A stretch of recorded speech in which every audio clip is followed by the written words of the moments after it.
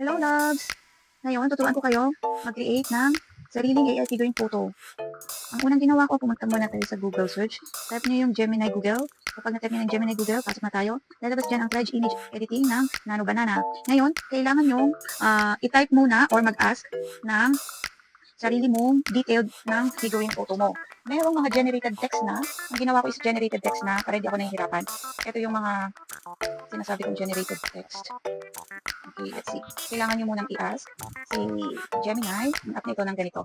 First, ask me to upload an image and then create 1:7 scale commercialized figurine of the characters in the picture. Dapat realistic siya, tapos ganyan. Pwede nyo gayahin ito or kung gusto nyo naman gumawa kayo ng sarili nyo, pero para mas mabilis, pwede na kayo mag-copy-paste na lang. Okay?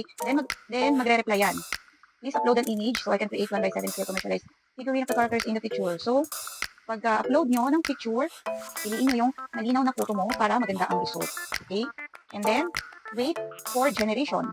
Ayan yung magiging reply niya. Here is the 1:7 scale commercialized figurine of the character from your image. Realistic style, okay?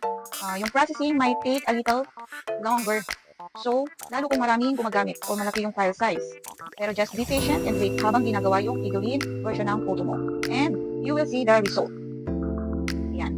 Once na ibibigay na sa iyo yung generated figurine daw request mo, makikita mo yung final result na ready na for saving ang iyong generated photo.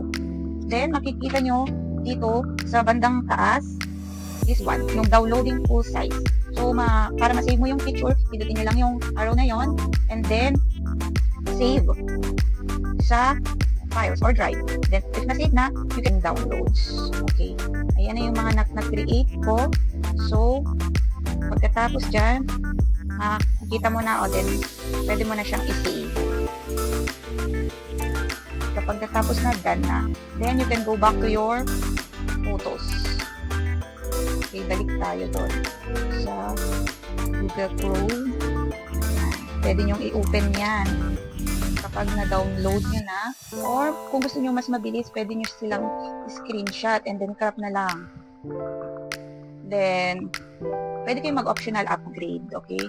Kung gusto mo ng unlimited uploads at faster access. May mga premium subscription. Pero kung free, pwede naman na. Kasi okay na din naman na at maganda yung kanyang resulta.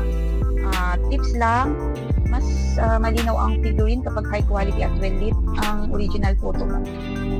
Okay? Then, ayan. Marami akong ginawa dito. Okay, start this one. Marami na akong nagawa.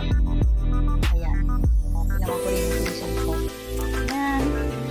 Pakita ko yung ibang photos na ginawa ko sa AI. Ayan.